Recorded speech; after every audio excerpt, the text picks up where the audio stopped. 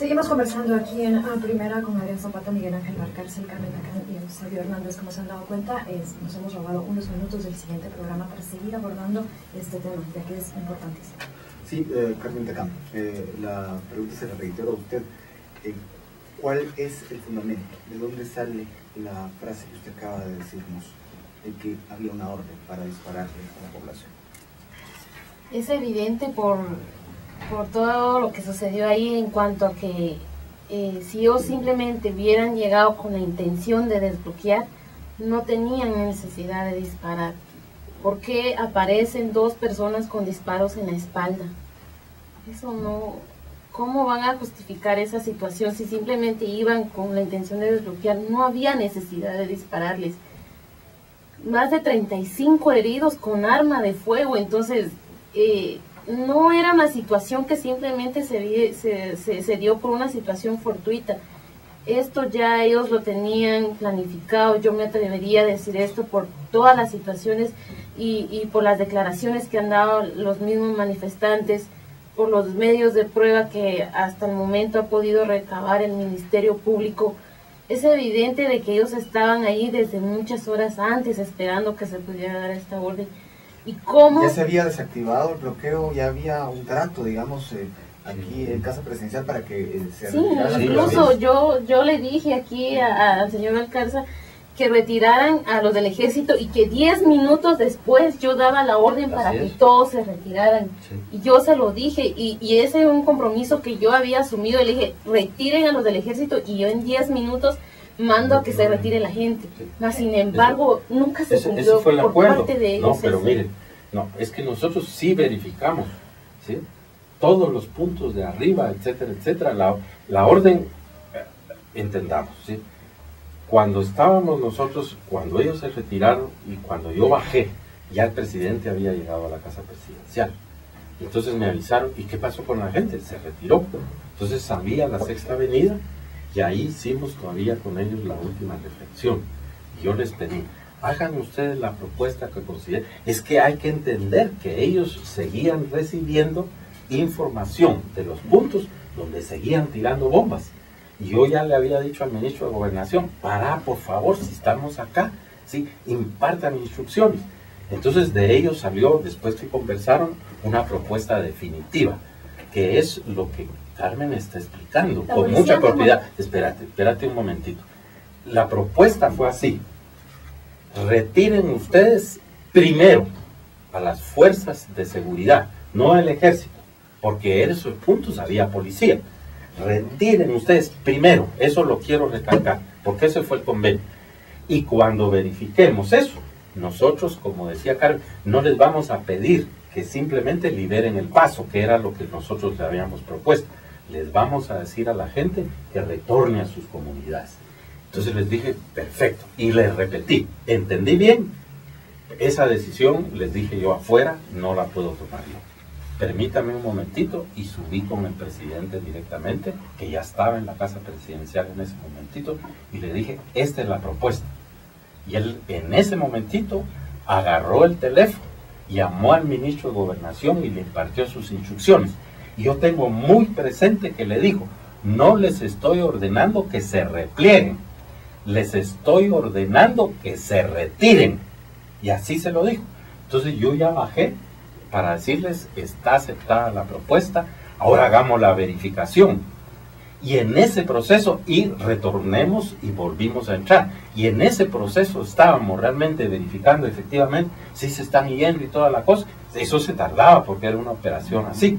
Cuando empezó a entrar la información, ellos decían, hay disparos en Alaska, les empezó a entrar, hay disparos, allá no son bombas lacrimógenas, tenemos heridos, hay un muerto, hay dos muertos, etcétera, eso fue la información, justo antes de que se habían hecho ese tipo de compromisos.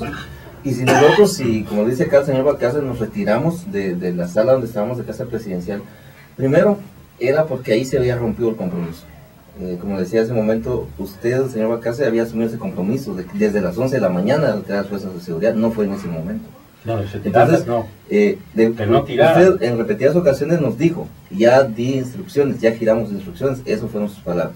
Si nosotros nos retiramos fue porque se había roto el diálogo, ya había una persona fallecida. Además de eso, queríamos aprovechar los medios de comunicación que estaban afuera para ya hacer público esta situación. Mientras estábamos ahí, siguieron los disparos, inclusive cuando habíamos ya llegado al acuerdo, cuando, no sí, de Alaska, no. Porque de hecho el tesorero de la junta directiva, él incluso puso el teléfono en altavoz cuando escuchen los disparos, ¿verdad? Cosa que jamás se le hizo cuenta, sino simplemente se alargó el proceso. Fue cuando habían retornado. No fue después.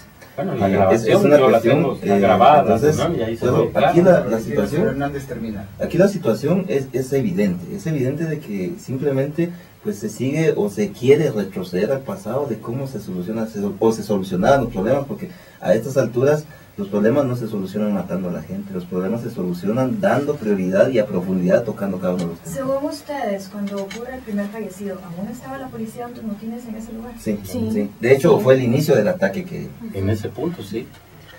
Adrián Zapata. Es que las últimas palabras de Eusebio don Eusebio me parece a mí que son las claves. Sí, cuando él dice se está retrocediendo al pasado. ¿Qué significa se está retrocediendo al pasado?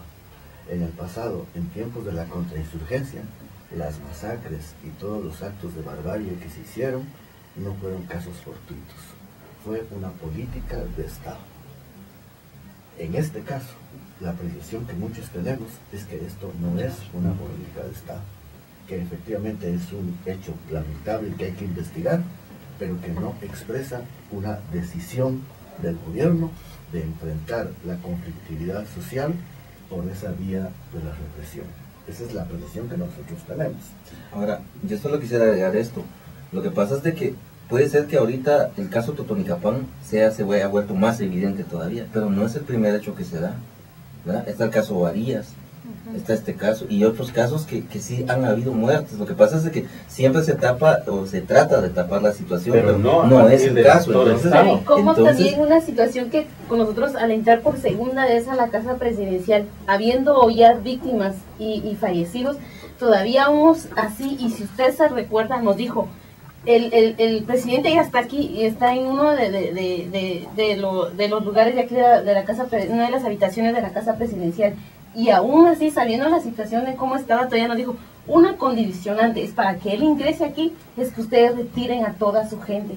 A pesar de todas las situaciones que se estaban dando, todavía sí, nos mantuvieron ahí y hasta las 5 de la tarde ingresó el señor presidente, porque todavía nos pusieron como condicionante y nos dijeron, él no entra a este espacio sin que ustedes no retiren absolutamente toda la gente.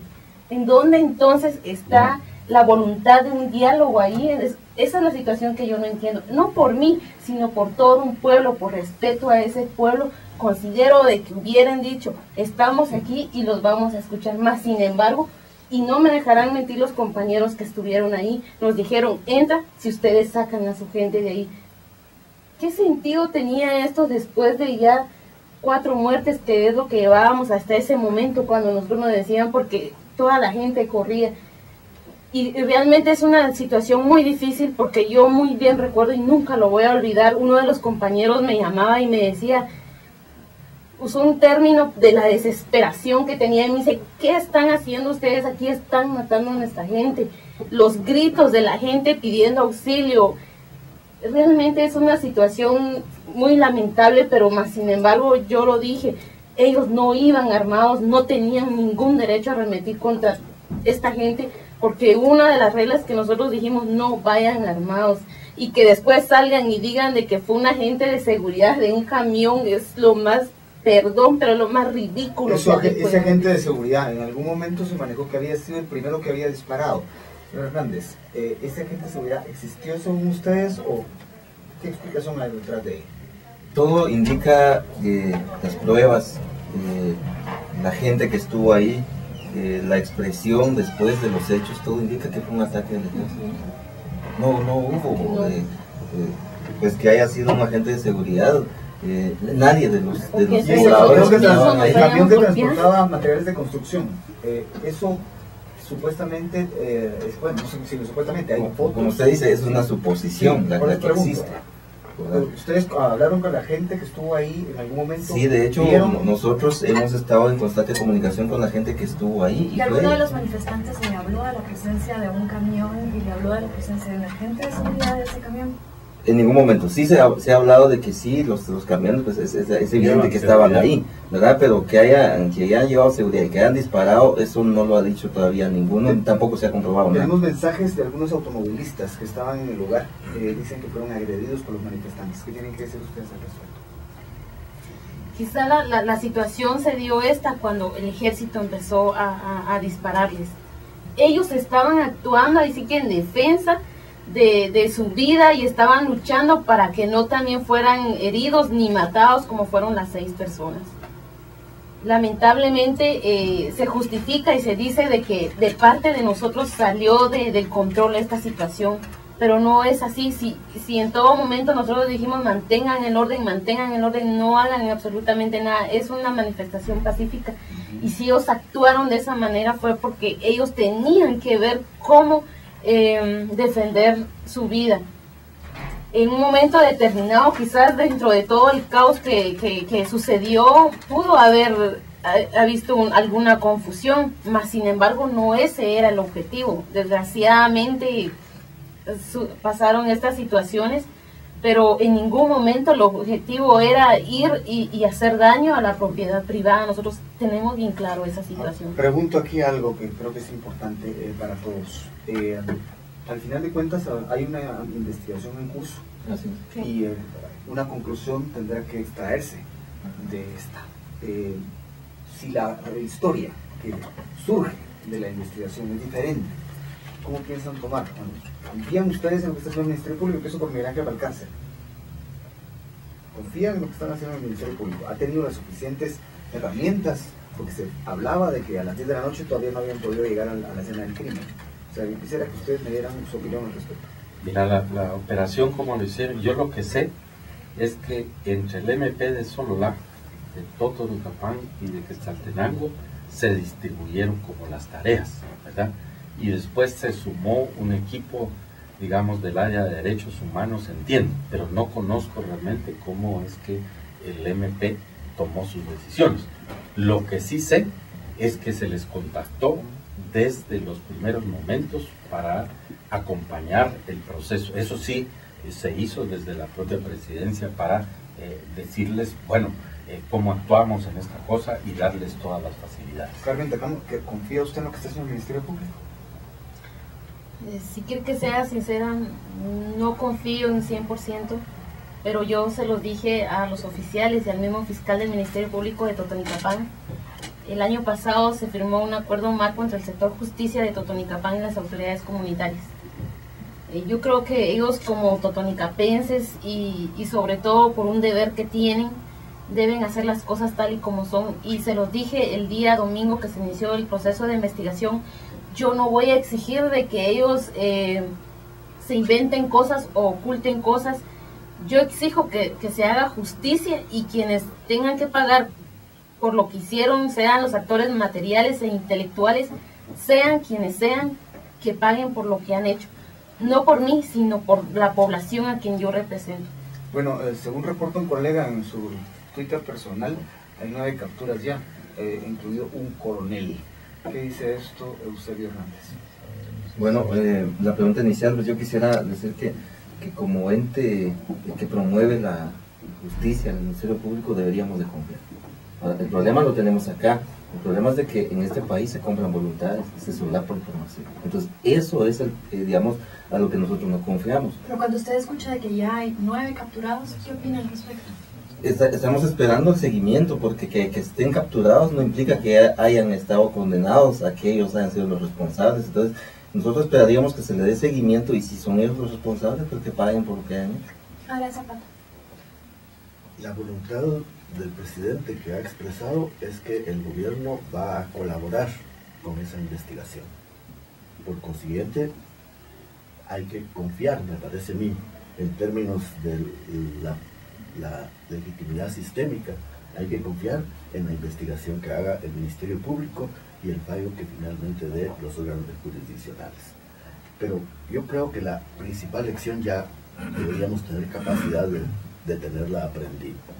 Todo eso no hubiera sucedido si el ejército no es obligado a intervenir en ese proceso. Y el ejército, yo insisto en eso, no está interesado como institución en involucrarse, en controlar los desbordes que pueda haber de la protesta social. Efectivamente, el gobierno tiene que controlar esos desbordes de protesta social, pero tiene que hacerlo de la manera proporcional a ello y con las fuerzas de seguridad civil.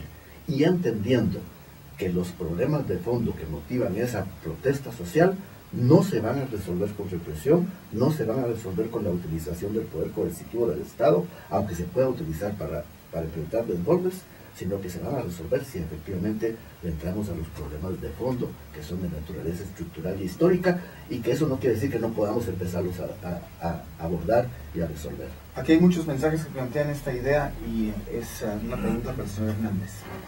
Dice, manifestación pacífica no puede considerarse así si hay tráfico detenido por 7 horas.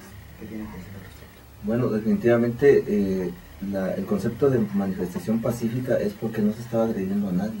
Si bien había, digamos, el bloqueo de carreteras, pero no había ninguna agresión en contra de nadie. Entonces, se rompe eso de pacífico al momento de que pues, existen todos los problemas que ya todos sabemos. Pero es considerado así mientras no se no se haya violentado contra nadie, es una totalmente pacífica. Pero no es en sí un acto violento el detener el libre tránsito. No, porque si entendemos por violencia, ¿qué entendemos por violencia? Empecemos por ahí, ¿verdad? Es violentar contra alguien, hacer algo en contra de alguien. Ahí únicamente estaba detenido el paso, nadie estaba pasando por ninguna cuestión de violencia. Bueno, lamentablemente el tiempo se nos termina. Yo quisiera llegar a una conclusión. Empiezo por Carmen Tacam. ¿Qué podemos vislumbrar para el futuro? ¿Cómo se puede arreglar esto? ¿Cuál es la opinión que usted tiene desde su visión? Bueno, yo creo que esto definitivamente es un largo proceso en donde las partes tenemos que sentarnos a dialogar realmente, dejar a un momento todos los intereses, mas sin embargo esto es un tanto imposible porque hay ciertas masas que tienen el poder y que controlan de cierta manera todo lo que pueda suceder en el país. Pero a nosotros desde nuestros pueblos... ¿A qué masas se refiere? El poder político, la educación, ¿quiénes tienen la educación ahorita en el poder? ¿Qué pretenden hacer con nuestra educación? Incluso con la situación de las viviendas, de algunas familias, se determinan en dónde se construye, en dónde no. Son muchas situaciones las que se dan, pero de igual manera yo creo que a través del diálogo y cuando realmente todos tengamos esa visión de querer salir adelante, de tener un desarrollo para todos y no simplemente para un grupo, es cuando vamos a poder salir. Pero mientras estemos divididos por mis intereses, por los intereses de mi gente y que nada más me puede tocar de ahí, nunca vamos a lograr hacer nada.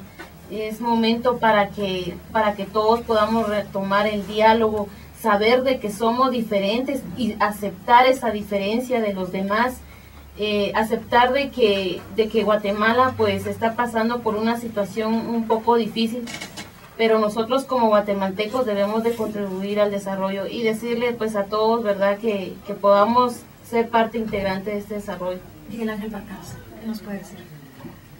Mira, sin duda alguna la experiencia es verdaderamente traumática, ¿sí?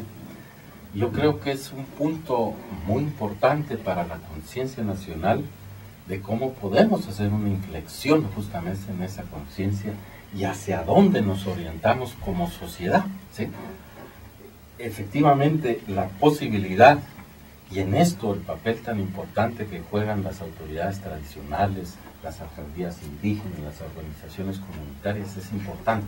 Uno no puede entender Guatemala y la armonía y lo que ellos producen sin ese papel de las autoridades.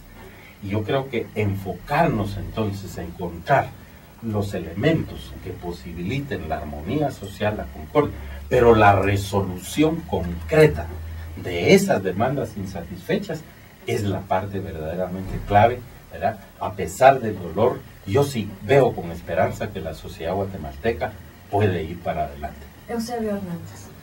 Bueno, Definitivamente este tipo de situaciones pues no puede quedar solo en los lamentos ni en los actos de solidaridad como lo expresa acá el señor Valcárcel.